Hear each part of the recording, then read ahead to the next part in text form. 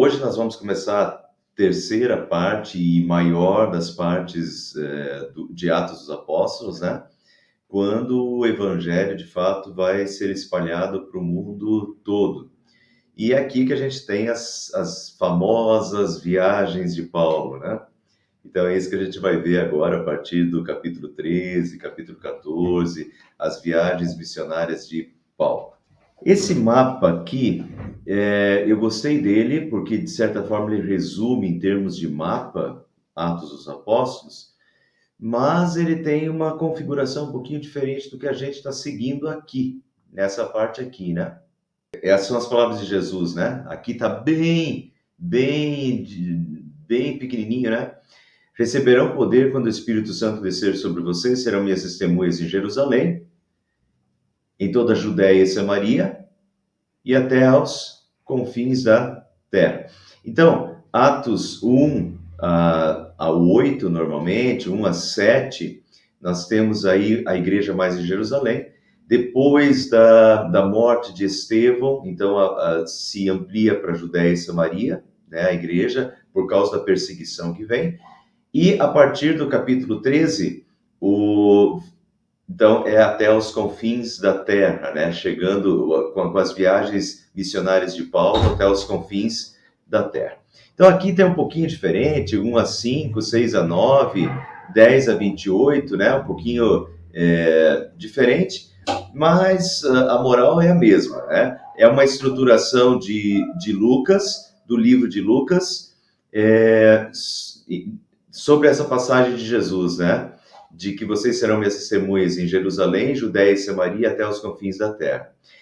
Eu coloquei aqui embaixo, este é o quadro com o qual Lucas estrutura seu livro e mostra, através da sua pesquisa, a gente tem no início de Lucas que ele fez uma acurada investigação, então uma pesquisa que Lucas fez, e também da vivência com Paulo, porque Lucas acompanhou Paulo em muitas das viagens missionárias, né? Lucas era um médico de Paulo, convertido na época de Paulo, acompanha Paulo nas viagens missionárias, vivencia muito de Atos dos Apóstolos e principalmente aí depois da conversão, nas viagens missionárias, ele acompanha e vivencia muitos desses momentos, mas ele começa fazendo uma investigação da parte que ele não sabia antes da sua conversão, né? Então ele trata no Evangelho de Lucas, por exemplo, ele trata sobre a vida de Jesus, que Lucas não vivenciou, mas ele fez uma acurada investigação e foi então ver o que tinha acontecido, entrevistar as pessoas, Maria, mãe de Jesus, etc., né? E depois, uma parte da história, Lucas de fato pega e pode falar de vivência própria.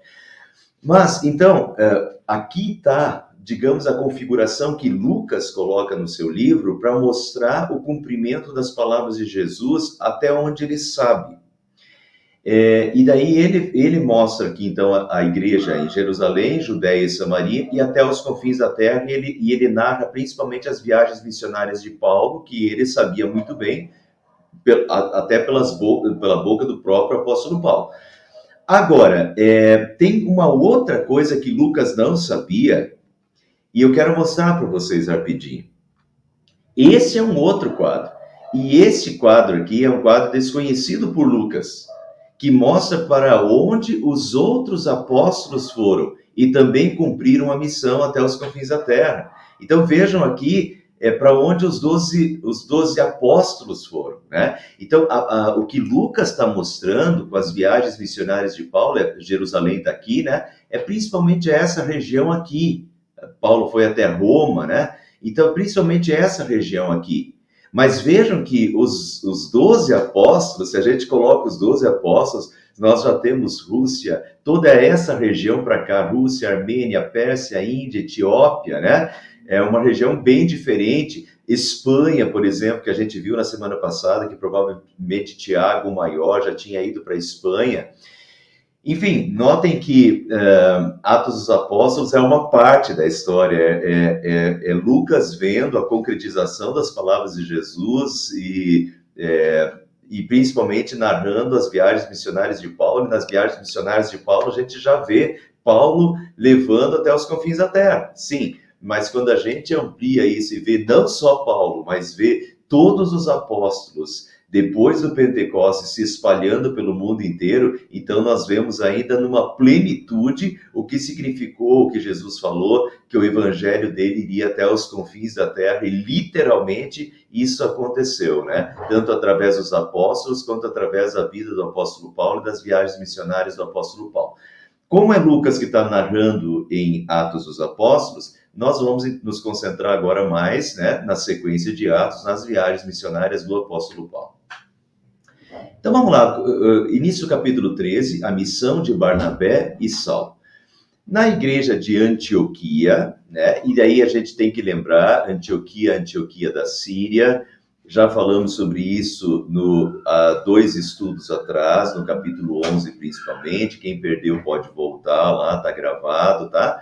Quem perdeu pode voltar lá na nossa playlist, acessa direto na playlist Atos dos Apóstolos e procura lá, capítulo 11, e daí você vai achar a explicação. Antioquia da Síria se tornou o berço missionário da igreja no primeiro século, uma cidade importantíssima, talvez uma das cidades mais importantes do cristianismo no primeiro século, né, pelo seu fator missionário. E então é essa Antioquia da Síria aqui, né?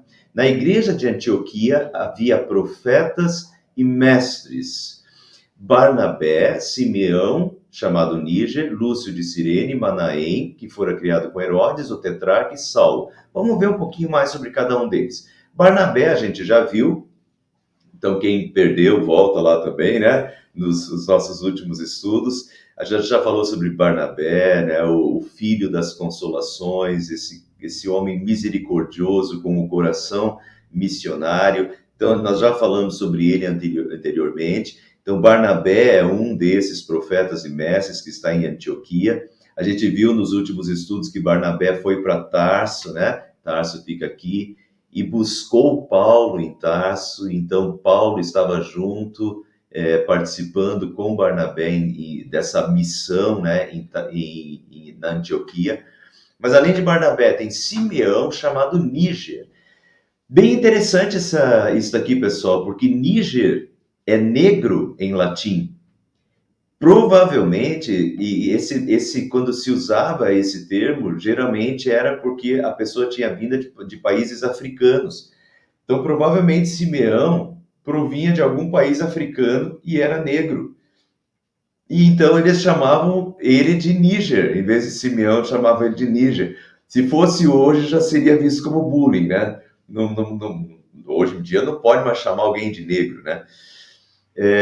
Mas, enfim, ele era chamado de Níger, provavelmente tinha pele negra, então era um negro participando. Isso é muito interessante a gente ver, tira qualquer preconceito e mostra a igreja, se a igreja no decorrer dos séculos, não a igreja em si, mas as pessoas, a igreja não tem o preconceito, mas as pessoas muitas vezes têm preconceito quanto a pessoas negras ou pessoas de outras etnias. A gente, historicamente, no início da igreja cristã, a gente não tem motivo nenhum para ser preconceituoso, porque a igreja do primeiro século era formada por diversas etnias, por pessoas de diversas etnias, e aqui nós vemos até um negro, se é que não tinha inclusive 2, tá? Esse daqui ele era chamado de Níger, então a pele dele provavelmente era negra mesmo. Nós já vamos ver que o próximo é Lúcio de Cirene. Cirene também fica na África, né? A gente só não sabe, ele não era chamado, né, por alguma coisa como Níger também. Mas nós temos pelo menos 2 africanos aqui. O Simeão, claramente, devia ter pele negra, era um negro. O Lúcio de Cirene também vinha da África, a gente só não sabe a cor da pele dele. Mas, de qualquer forma, nós temos diversas etnias representadas aqui, né? E era uma igreja sem preconceitos, os preconceitos que às vezes vieram posteriormente, frutos do nosso pecado. Lúcio de Cirene, já mostrei Cirene em estudos anteriores. Ela fica no Egito, ou atual Líbia, né, um pouquinho para cá, no Egito, nesse mapa que não pega. Mostrei Cirene em 2 estudos atrás, se não me engano. quando foram pessoas de Cirene para Antioquia. Mas então, esse Lúcio, há a hipótese de que talvez ele fosse parente de Paulo, porque em Romanos 16, 21 diz: Lúcio, Jason e Sosípatro, meus parentes, né?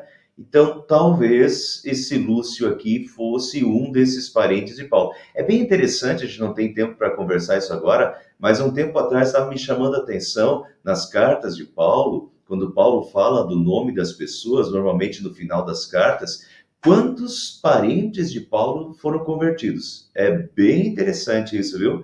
Paulo agiu muito na família e fez missões não só fora, mas dentro da família também. É bem impressionante o número de familiares de Paulo que a gente vê citados e envolvidos nas igrejas, né, que aparecem no final das cartas do apóstolo Paulo. Mas então talvez Lúcio de Cirene fosse até parente de Paulo. Manaém, que fora criado com Herodes o tetrarca, esse é outro interessante porque que fora criado com Herodes. Esse Herodes aqui é o Herodes Antipas. Essa questão de ter sido criado, o termo em grego pode sugerir tanto um irmão adotivo, alguns pesquisadores acham que ele era um irmão adotivo, outros acham que podia até ser um amigo de infância, mas que foi criado de um tipo brincando dentro do palácio junto com Herodes Antipas, né? De qualquer forma, é um amigo de infância ou até mesmo irmão adotivo.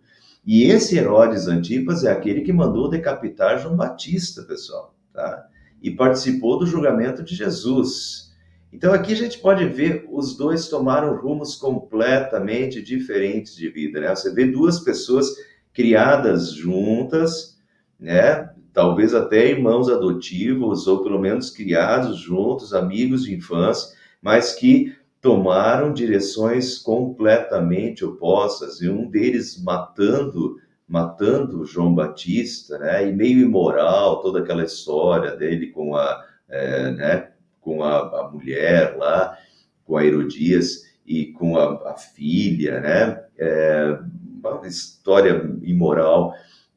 Mas em compensação, o Manaém toma o rumo certo, se torna um discípulo de Jesus, uma pessoa importante, é citado entre os profetas, os mestres da igreja de Antioquia, que é uma igreja missionária, uma pessoa completamente envolvida com o trabalho de Deus.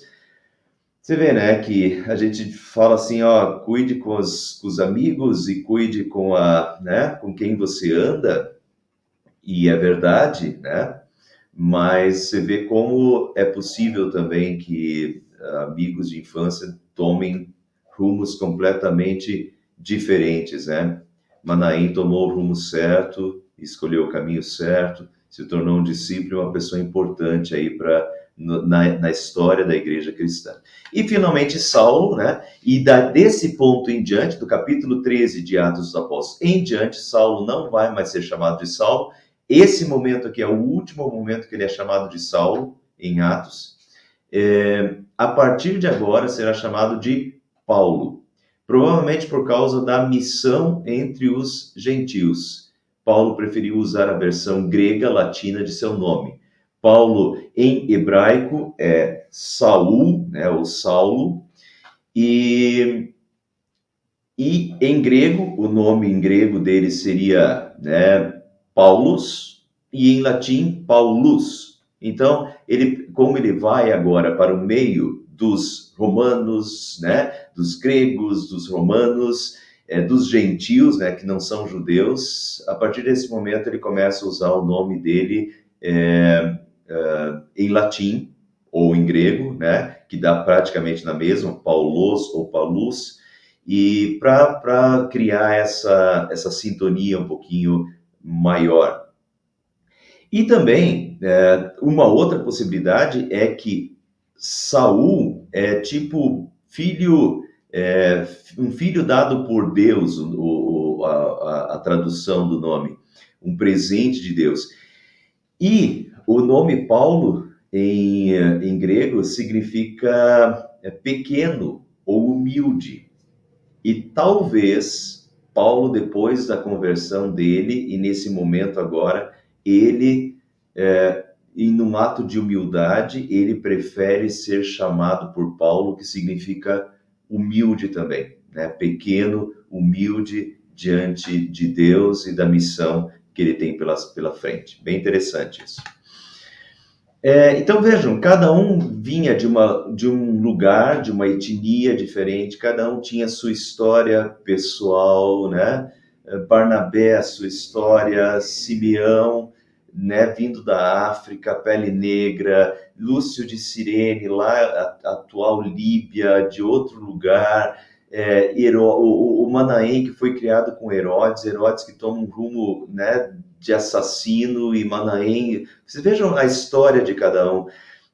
Mas cada um foi convertido e usado como vaso nas mãos do oleiro. Paulo, né? Paulo que participou da morte de Estevão, um radical lá, e Jesus o converte. Cada um tem a sua história de vida, os seus fracassos e a sua conversão de vida graças a Jesus. E nisso as nossas igrejas hoje não são diferentes, né? Ontem ainda, a gente estava conversando sobre isso na reunião do Grupo Rebeca, aqui das mulheres. Cada um tem uma história de vida e passou por verdadeiros tsunamis na vida e passou por momentos tão complicados, e alguns Deus resgatou, assim como resgatou Paulo maravilhosamente. E assim são as nossas igrejas são diferentes pessoas de diferentes lugares, né? Aqui na igreja a gente tem isso, né? A Iene veio lá da Holanda, o Gerd veio lá da Alemanha, e assim a gente vem, né? A Silvia veio lá do Nordeste, e a gente vem de lugares tão diferentes, cada um com a sua história de vida, com a sua história também com Cristo, né? E do que Cristo fez na sua história, do que Cristo já fez na sua vida, e todos nós estamos nessa igreja, formando essa igreja, e cada um de nós é um vaso nas mãos de Deus que nos converteu, de Deus que fez tudo por nós, e nós estamos a serviço deste Deus maravilhoso, esse Jesus Cristo, nosso Salvador. É bonito isso, a formação da igreja, tão diversificada, né? Mas Jesus é o mesmo que agiu em todos nós. Nós somos diferentes, mas Jesus é o mesmo e causou o mesmo efeito em todos nós, né?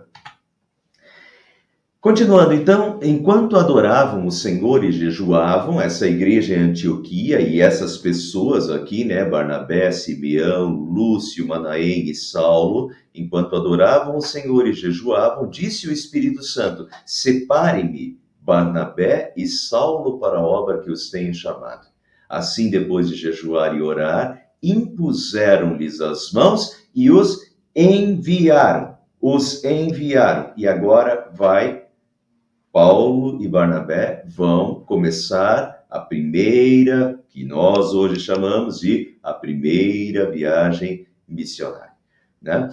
Porque eles foram enviados. E foram enviados por quem? Eles foram enviados pelo Espírito Santo. Separe-me, disse o Espírito Santo, separe-me, Barnabé e Saulo, para a obra que os tenho chamado.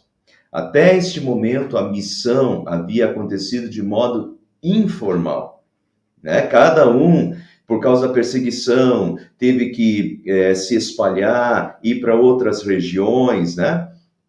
Então, em grande parte, motivado até pela perseguição, mas aconteceu de um modo informal. Cada um, por causa da perseguição, se deslocou, foi para outra região e lá falou sobre Jesus.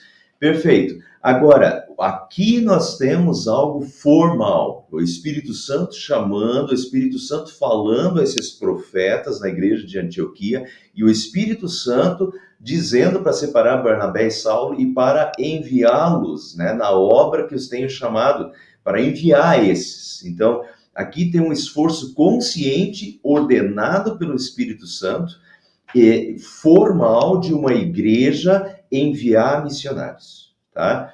Então, enviar missionários para fora. Então, assim, tem algumas igrejas, hoje, às vezes a gente escuta esse tipo de coisa por aí, eu já escutei diversas vezes isso, e está completamente errado. dizer assim, mas nós temos tanto que nos preocupar aqui, por que nós vamos nos preocupar fora? Olha, os dois são verdadeiros. É fora, é dentro, né? É dentro do seu município também, e claro, sempre vai ter gente para ser alcançada dentro do município, sem nunca perder a dimensão de fora também. O ir por todo mundo e pregar o evangelho a toda criatura. Se cada um pensar só em si, no seu próprio umbigo, na sua própria cidade, nunca vai chegar nos de fora. Então, não foi isso, não é isso que a gente vê em Atos dos Apóstolos, não é isso que a gente vê na missão de Jesus. Então, faça isso sem perder aquilo e faça aquilo sem perder isso. As duas coisas são importantes. É importante a missão na cidade, na sua própria cidade, mas também é importante ir por todo mundo e pregar o evangelho a toda criatura, e também é importante enviar missionários. E enviar missionários precisa de recursos, sempre, tá, pessoal? Não se envia missionários sem recursos. E uma igreja tem que enviar. Ou um conjunto de igrejas, daí fica mais fácil, né? Por isso nós temos os nossos sínodos, sinrodós, um caminhar juntos, em que várias igrejas se unem, né? A união faz a força e juntos elas realizam trabalhos missionários e enviam missionários e criam trabalhos em outras cidades, em outras frentes, com o objetivo de levar a palavra de Deus. Mas isso está bem claro aqui, foi gerado pelo Espírito Santo, e essa missão continua enquanto tiver pessoas a serem convertidas, a missão continua, e a missão é aqui e para até os confins da terra. Continua sendo assim, a gente precisa continuar investindo dinheiro, né, para continuar mandando missionários, plantando igrejas em outros lugares. Não pode perder essa dimensão também. Isso faz parte do plano divino para o passado e para o presente. Enquanto tiver pessoas que precisam conhecer Jesus, a missão continua, ou seja, até a volta de Cristo, né? Então, esse foi o primeiro envio formal de missionários e foi uma ordem do Espírito Santo. Continuando, enviados pelo Espírito Santo, eles desceram, então, eles estavam em Antioquia da Síria, né? É a igreja de Antioquia da Síria. Então, eles foram enviados. É interessante que, depois de jejuar e orar, eles impuseram as mãos sobre Paulo e Barnabé, a imposição de mãos, e é a bênção de Deus sobre o seu trabalho, e os enviaram. E agora eles vão para onde? De Antioquia eles vão para Seleucia, onde está o porto, e desse porto, na Seleucia, aproximadamente 26 quilômetros, eles tomam um navio dali navegaram para Chipre. Chipre é uma ilha, deixa eu mostrar esse mapa aqui para vocês, só para vocês terem noção. Chipre aqui, né, é uma ilha, aqui está muito perto, às vezes você pode pensar que é uma parte de um continente, né, mas é uma ilha. Então eles partiram da Seleucia para a ilha de Chipre, tá? Chipre era a terra de Barnabé. Se a gente voltar um pouquinho nos nossos estudos, eu já falei isso para vocês. Era seu nome Barnabé, natural de Chipre. Aquela música que eu mostrei alguns estudos atrás, né? Barnabé, natural de Chipre. Então, Chipre era a terra de Barnabé. Então, lá em Chipre, provavelmente Barnabé era uma pessoa conhecida e um importante ponto de contato com o local, tanto pelos seus familiares que estão lá, tanto também pelas sinagogas que estão lá, e Barnabé é um judeu, então Barnabé é conhecido dos judeus, das sinagogas, é sempre um ponto de contato. A propósito, pessoal, é assim que começa, né? Quando a gente tem pontos de contato, quando a gente tem pessoas cristãs na cidade. Muitas igrejas já começaram dessa forma. Na época das migrações no Brasil, quando as pessoas começaram a desbravar o Mato Grosso, Rondônia, o que nós temos de igrejas na Rondônia, hoje tem igrejas na Rondônia, estava falando esses dias com o pastor Fernando, que está em Castrolanda agora. E o pastor Fernando também trabalhou no Mato Grosso. E nós estávamos falando sobre a Rondônia, porque eu venho da igreja luterana e ele vem da igreja presbiteriana. Mas as duas, tanto a luterana quanto a presbiteriana, na Rondônia, tem cidades que são predominantemente evangélicas, né? E como chegou lá? Chegou lá através de famílias que foram do Sul ou do Espírito Santo, no caso da Rondônia, muitos do Espírito Santo, famílias que migraram. E quando uma família migrava, ela pedia atendimento da igreja. E a igreja começava lá. E começava a partir de uma família. Muitas e muitas igrejas da Rondônia, do Mato Grosso, mais para cima, Roraima, esses estados mais para cima do Brasil, a partir do momento que uma família ia para lá, essa família começava a fazer amizades e contatos e pedia pastores que lhes atendessem. Então começa assim, pessoal. A missão continua, é preciso ter a boa vontade e o cristianismo de uma pessoa ou de uma família, e basta uma pessoa e basta uma família para começar uma igreja. Compreende? E isso continua acontecendo. De certa forma, eu acho que aconteceu meio que semelhante aqui em Itararé também, que começou com, sei lá, 2, 3 famílias se juntando, pedindo atendimento, e isso foi ampliando, né? E é isso, essa boa vontade de querer servir a Deus. E uma andorinha só faz verão nesse sentido, né? Um cristão é importantíssimo, e através de um cristão começa uma igreja. Né? É lindo isso. Mas então Barnabé era o ponto de contato ali, era a terra de Barnabé. Além de Barnabé, haviam outros cipriotas convertidos, a gente vê isso em Atos 11 e 20, e tinha muitos judeus na ilha, e onde tinham judeus, os judeus eram o primeiro contato, né? Continuando, chegando em Salamina, proclamaram a palavra de Deus nas sinagogas judaicas, e João estava com eles como auxiliar. Vamos ver um pouquinho melhor esse texto aqui.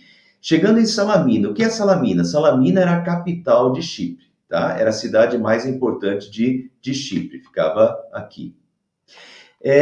Proclamaram a palavra de Deus nas sinagogas judaicas. Agora notem que esse vai ser sempre o primeiro ponto que o apóstolo Paulo vai procurar nas cidades, nas viagens missionárias. Quando ele chega numa nova cidade, a primeira coisa que ele vai procurar é a sinagoga, onde os judeus estão reunidos, tá? Ele é judeu, ele conhece muito bem as sinagogas, ele sabe o que falar, ele sabe fazer a ponte do Antigo Testamento, porque os judeus respeitam o Antigo Testamento, sabiam boa parte do Antigo Testamento de cor, sabiam as profecias, então o apóstolo Paulo vai para as sinagogas para fazer e dizer que Jesus é o cumprimento das profecias. Mas essa é a tática do apóstolo Paulo. Normalmente, o primeiro lugar que Paulo procurava ao chegar numa cidade eram as sinagogas judaicas. Sinagogas não eram um templo, né, mas era o lugar de reunião dos judeus.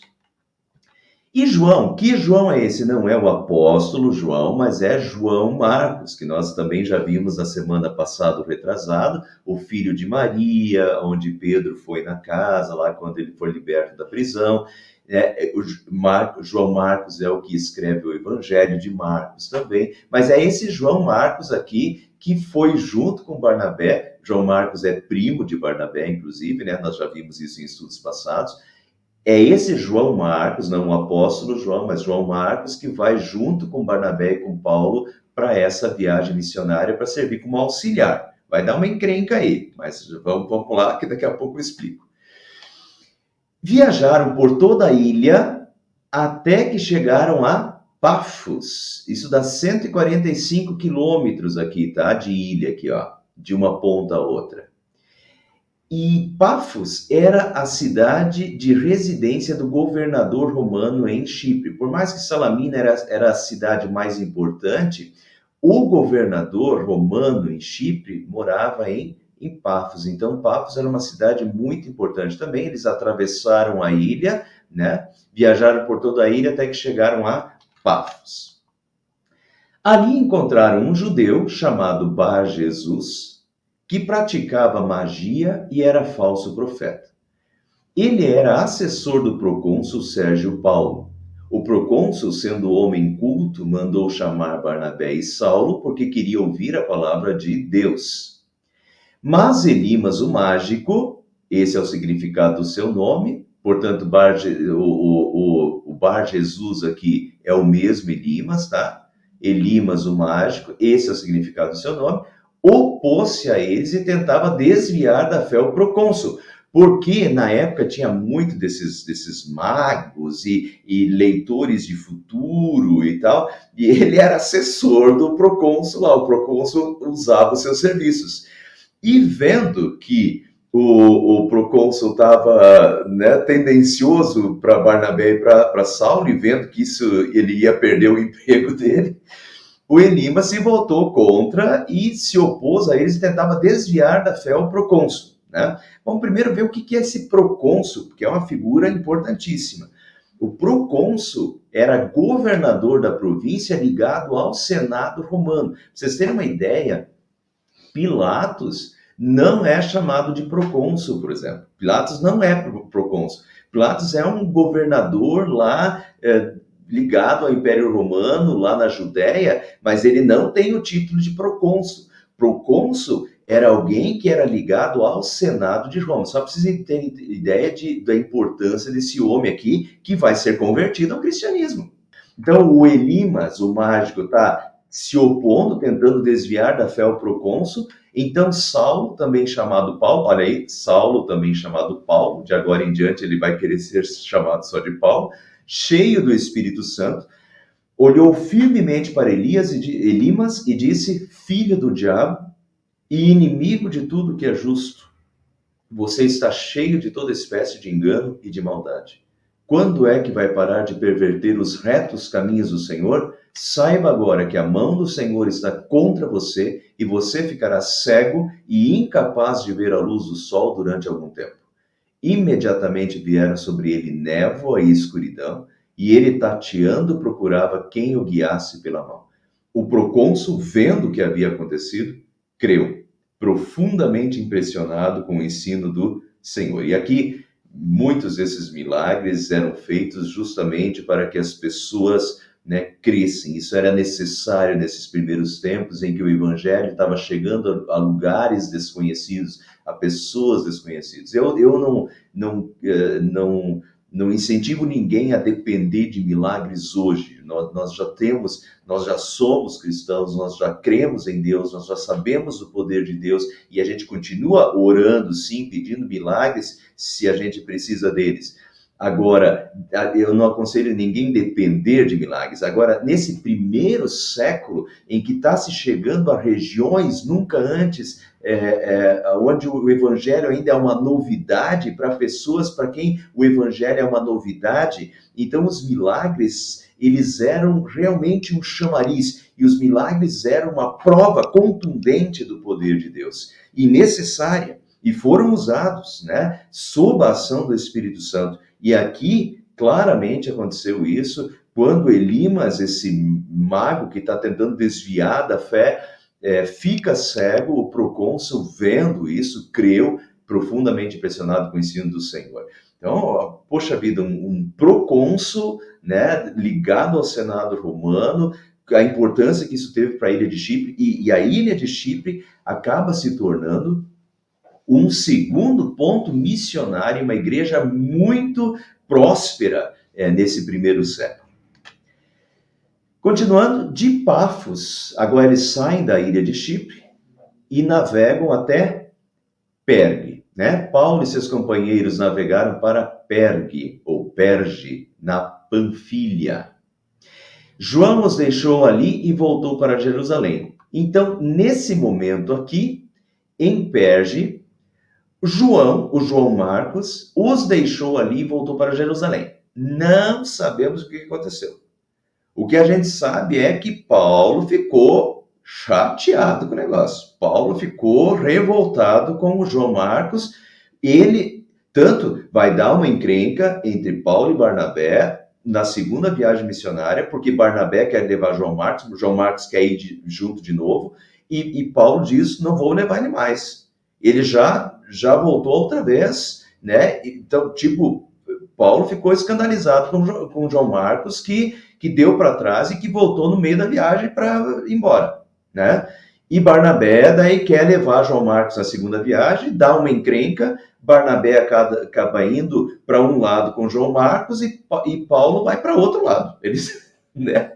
Depois eles se reconciliam, a gente vê no decorrer das cartas que eles se reconciliam. Paulo fala muito bem depois de João Marcos de novo, tá tudo bem, mas esse momento aqui, esse negócio não foi muito pacífico, não, e o João Marcos acho que deu uma pisada na bola, tanto que Paulo ficou escandalizado com o Marcos aí, com o João Marcos, que voltou no meio da viagem, né? Não continuou, não sabemos o motivo. Continuando então. De Perge, prosseguiram até Antioquia. Agora, essa Antioquia aqui não é a Antioquia da Síria, que era o ponto missionário, né? Essa Antioquia é a Antioquia da Pisídia. Esta viagem... interessante essa questão aqui, pessoal, de Perge até Antioquia. Essa viagem se dá no meio de penhascos, com rios perigosos e frequentes relatos de assaltos. A partir de maio, por exemplo, a partir de maio não se passa por essa estrada aqui, porque ela fica cheia de neve. E é uma estrada perigosa, até hoje é perigosa, até hoje tem relatos de muitos assaltos nessa região. Então, provavelmente, com rios perigosos, né, muitos afogamentos nos rios dessa região também, com rios perigosos e frequentes relatos de assaltos. Então, provavelmente, esse é um dos casos citados pelo apóstolo Paulo, quando o apóstolo Paulo fala em 2 Coríntios, nas muitas viagens que fiz, tenho estado em perigos de inundações e de ladrões. Vocês veem que isso combina perfeitamente com essa região aqui, que é uma região conhecida, reconhecida por esses dois fenômenos, as inundações e os ladrões, né? Então, vê que quando a gente começa a ter um pouquinho mais de conhecimento, a gente vai somando um mais um aí, né, nas histórias. No sábado, então, eles entraram na sinagoga, lá na Antioquia da Pisídia, e se assentaram. Depois da leitura da lei e dos profetas, é assim que é organizado as sinagogas, a liturgia das sinagogas, né? Se lê a lei, os 5 livros de Moisés, Gênesis, Êxodo, Levítico, Números e Deuteronômio, e algum dos profetas. Então, depois da leitura da lei e dos profetas, os chefes da sinagoga lhes mandaram dizer: irmãos, como eles tinham vindo de fora, né? Paulo, Barnabé, irmãos, se vocês têm uma mensagem de encorajamento para o povo, falem. Era um costume das sinagogas abrir a palavra e deixar os visitantes falar. Então é isso que o comandante da sinagoga ali faz. Pondo-se em pé, então, Paulo fez sinal com a mão e disse: israelitas e gentios que temem a Deus, ouçam-me. Gentios eram pessoas que já tinham sido convertidos ao judaísmo, tá? Eram não judeus, mas que já tinham sido convertidos ao judaísmo, tanto que eles estavam dentro da sinagoga. Israelitas, então naturais do povo de Israel, e gentios que temem a Deus. Ouçam-me. O Deus do povo de Israel escolheu nossos antepassados e exaltou o povo durante a sua permanência no Egito. Com grande poder, os fez sair daquele país e os aturou no deserto durante cerca de 40 anos. Veja que ele começa lá no Egito com a libertação de Deus lá, né, como Deus liberta o seu povo, como Deus salva o seu povo no Egito. É lá que ele começa. E aturou eles durante 40 anos no deserto. Ele destruiu 7 nações em Canaã e deu a terra delas como herança ao seu povo. Aqui é dentro, né, a vida, 40 anos no deserto, depois a entrada com Josué, a ocupação. Então, como Deus destruiu as 7 nações em Canaã para que o seu povo habitasse lá, deu a terra delas como herança ao seu povo. Tudo isso levou cerca de 450 anos. 450 anos, 400 anos no Egito, e mais 40 anos que eles ficaram perambulando no deserto antes de poder entrar na Terra Prometida, e mais 10 anos de ocupação da Terra Prometida. Isso tudo levou 450 anos, diz Paulo. Depois disso, ele lhes deu juízes, entra o período dos juízes, né? Livro de juízes na Bíblia, até o tempo do profeta Samuel. Então o povo pediu um rei e Deus lhes deu Saul, filho de Quis, da tribo de Benjamim, que reinou 40 anos. Depois de rejeitar Saul, levantou-lhes Davi como rei. Veja que Paulo está demonstrando um grande conhecimento aqui do Antigo Testamento, né? Mas ele quer chegar justamente em Davi, e agora ele chega onde ele quer. Primeiro ele fala da salvação do Egito, chega até Davi, agora vamos lá. Levantou-lhes Davi como rei, sobre quem testemunhou. Encontrei Davi, filho de Jessé, homem segundo o meu coração, ele fará tudo o que for da minha vontade. Davi era considerado o grande rei de Israel. Agora veja. Da descendência desse homem, Deus trouxe a Israel o Salvador Jesus, como prometera. Antes da vinda de Jesus, João pregou um batismo de arrependimento para todo o povo de Israel. Quando estava completando sua carreira, João disse: Quem vocês pensam que eu sou? Porque João Batista era muito estimado naquela época, né? Não sou quem vocês pensam, diz João Batista, mas eis que vem depois de mim aquele cujas sandálias não sou digno nem de desamarrar. Agora notem que ele faz a conexão com João Batista, dizendo que João Batista diz que virá aquele a quem ele não é digno nem de desatar as correias das sandálias, e ele também já puxou Davi e colocou Davi no meio da história. Agora veja como ele vai unir os dois. Irmãos, filhos de Abraão e gentios, não judeus, nesse caso convertidos ao judaísmo, porque Paulo estava numa sinagoga. Irmãos, filhos de Abraão e gentios que temem a Deus, a nós foi enviada essa mensagem de salvação. O povo de Jerusalém e os seus governantes não reconheceram Jesus como Messias prometido, mas, ao condená-lo, cumpriram as palavras dos profetas, que são lidas todos os sábados. Sábados era dia de culto nas sinagogas, né? Antigo Testamento tinha que ser no sábado. As sinagogas se reuniam nos sábados. Então, o que Paulo está dizendo é o seguinte: todos os sábados vocês leem o que os profetas falam. E infelizmente, leem todas as semanas o que os profetas falam, como Isaías 53, que fala do servo, né, de Deus, do cordeiro que seria morto, né, do Messias que seria morto, dos salmos messiânicos, dos salmos de Davi, salmos messiânicos que falam do Messias. Quer dizer, mesmo sabendo e todo sábado lendo os profetas, eles não conseguiram perceber que Jesus era o profeta e era o Messias, e Deus havia mandado o Messias e eles o rejeitaram, né? Não reconheceram Jesus, mas ao condená-lo, cumpriram as palavras dos profetas, que são lidos todos os sábados, que previam que o Messias iria morrer, né? O cordeiro que foi levado ao matadouro, Isaías 53. Então eles acabaram cumprindo, condenando Jesus, acabaram cumprindo as profecias. Mesmo não achando motivo legal, um julgamento injusto com Jesus, para uma sentença de morte, pediram a Pilatos que o mandasse executar. Tendo cumprido tudo o que estava escrito a respeito dele, tiraram-no do madeiro e o colocaram no sepulcro. Mas Deus o ressuscitou dos mortos. E a ressurreição de Jesus é a grande prova de que Jesus era o Messias enviado por Deus, né? Mas Deus o ressuscitou dos mortos e por muitos dias foi visto por aqueles que tinham ido com ele da Galiléia para Jerusalém. E esses agora são testemunhas dele para o povo. O que ele quer dizer aqui que quem viu Jesus ressuscitado não foi uma pessoa que quase não conhecia Jesus, mas foram aqueles que sempre acompanharam Jesus e que vinham com Jesus desde a Galiléia. Portanto, eles reconheceram Jesus e Jesus de fato ressuscitou. É isso que Paulo está querendo provar aqui. Nós lhes anunciamos as boas novas. O que Deus prometeu aos nossos antepassados, ele cumpriu para nós, os seus filhos, ressuscitando Jesus. Como está escrito no Salmo 2, né? Salmo 2. Tu és meu filho, eu hoje te gerei. O fato de que Deus o ressuscitou dos mortos para que nunca entrasse em decomposição, é declarado nessas palavras: eu lhes dou as santas e fiéis bênçãos prometidas a Davi. E assim, em outra passagem, ele diz: não permitirás que o teu santo sofra decomposição. Decomposição do corpo, o corpo comece a se decompor. Né? Isso já estava profetizado lá no Antigo Testamento, nos Salmos messiânicos, que o corpo do Messias não sofreria decomposição.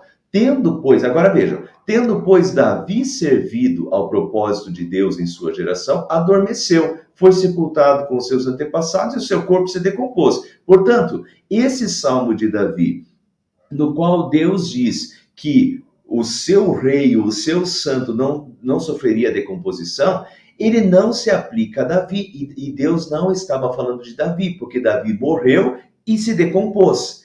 A quem, portanto, de acordo com as profecias, e vejam, Paulo está dizendo essas profecias que vocês leem todos os sábados nas sinagogas. Vocês conhecem essa profecia. Essa profecia não pode ter se cumprido em Davi. Davi a falou pela boca de Deus, mas não se cumpriu em Davi, porque Davi morreu e se decompôs. Mas se cumpriu em quem essa profecia? E daí que vem, mas aquele a quem Deus ressuscitou não sofreu decomposição, porque Jesus ressuscitou ao terceiro dia. Então Paulo está pegando as profecias do Antigo Testamento que eles conhecem e está mostrando como Jesus de fato é o cumprimento das profecias, é aquele que era o esperado, mas que os judeus não entenderam como o esperado e o mataram. Portanto, meus irmãos, quero que saibam que mediante Jesus lhes é proclamado o perdão dos pecados. Por meio dele, todo aquele que crê é justificado de todas as coisas, das quais não podiam ser justificados pela lei de Moisés. Justificado é uma palavra muito importante do apóstolo Paulo, significa ser declarado justo, ser absolvido, né? Por meio dele, lhe é proclamado o perdão dos pecados. Mediante Jesus é proclamado o perdão dos pecados. Ele morreu na cruz para o perdão dos pecados, para a absolvição dos nossos pecados, para a nossa salvação. E por meio dele, todo aquele que crê é justificado de todas as coisas, das quais não podiam ser justificados pela lei de Moisés. Quer dizer, pela lei, nós não conseguimos seguir a lei perfeitamente. Nenhum de nós consegue seguir a lei de Deus perfeitamente, logo nós estamos condenados. Então, das quais não podiam ser justificados pela lei de Moisés. Agora, Jesus Cristo, né, o Messias enviado por Deus, deu a sua vida para conquistar a absolvição, a justificação de todos os nossos pecados, e mediante ele nós temos perdão e salvação. Que maravilhosa notícia do Messias, e olha o que o Messias trouxe, esse Messias já veio, e olha o que ele proporcionou. Cuidem para que não lhes aconteça o que disseram os profetas. Olhem, escarnecedores, admirem-se e pereçam, pois nos dias de vocês eu farei algo que vocês jamais creriam se alguém lhes contasse. Quando Paulo e Barnabé estavam saindo da sinagoga, o povo os convidou a falar mais a respeito dessas coisas no sábado seguinte. Olha como isso deu fome, né? Fome e sede de saber mais a respeito do Messias, mas saber mais a respeito de Jesus. Como a palavra tocou os corações, né? Despedida a congregação ali na sinagoga, muitos dos judeus e estrangeiros piedosos, convertidos ao judaísmo, seguiram Paulo e Barnabé. Esses conversavam com eles, recomendando-lhes que continuassem na graça de Deus. Então vejam que eles seguem e vão junto com Paulo e Barnabé, querendo saber mais, e Paulo e Barnabé então recomendavam a graça de Deus. No sábado seguinte, quase toda a cidade se reuniu para ouvir a palavra do Senhor. Olha a palavra, como a palavra agiu. Mas, quando os judeus viram a multidão, ficaram cheios de inveja e, blasfemando, contradiziam o que Paulo estava dizendo. É a mesma coisa lá com Jesus, né? Crucificaram Jesus por inveja. E aqui a mesma questão, ficaram cheios de inveja e blasfemando, contradiziam o que Paulo estava dizendo. Então Paulo e Barnabé lhes responderam corajosamente: era necessário anunciar primeiro a vocês a palavra de Deus. E vejam como essa questão de era necessário anunciar a vocês primeiro a palavra de Deus. A vocês quem? Aos judeus. Notem, Lucas 24:47, Jesus diz: em nome dele, a mensagem sobre arrependimento e perdão dos pecados seria anunciada a todas as nações, começando em Jerusalém, né? E em Romanos 1,16 diz: eu não me envergonho do evangelho, pois ele é o poder de Deus para salvar a todos os que creem, primeiro os judeus e também os não judeus, mas primeiro os judeus, né? Então, isso primeiro aos judeus, era o povo escolhido de Deus, era o Israel de Deus no Antigo Testamento. Então, primeiro a palavra de Deus é pregada aos judeus. Agora, quando os judeus não aceitam, vai para os não-judeus, né? E, de qualquer forma, primeiro aos judeus e depois aos não-judeus, né? Mas aqui o que Paulo diz é, era necessário anunciar primeiro a vocês a palavra de Deus. Uma vez que a rejeitam e não se julgam dignos da vida eterna, agora nos voltamos para os gentios.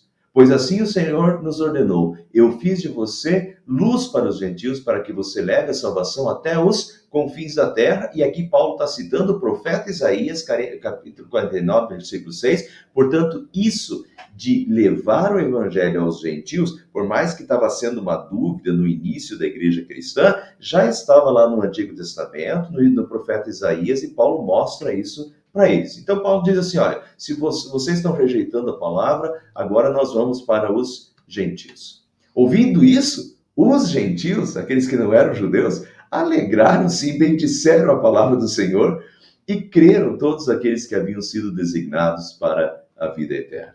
E a palavra do Senhor se espalhava por toda a região. Mas os judeus incitaram as mulheres piedosas de elevada posição e os principais da cidade, e provocando perseguição contra Paulo e Barnabé, os expulsaram do seu território. Isso, pessoal, é a primeira vez que a gente vê acontecer, mas isso vai começar a acontecer agora praticamente de cidade em cidade, que eles acabam sendo expulsos, né, e sendo perseguidos pelos judeus. Estes, então, Paulo e Barnabé, sacudiram o pó dos seus pés em protesto contra eles e foram para Icônio.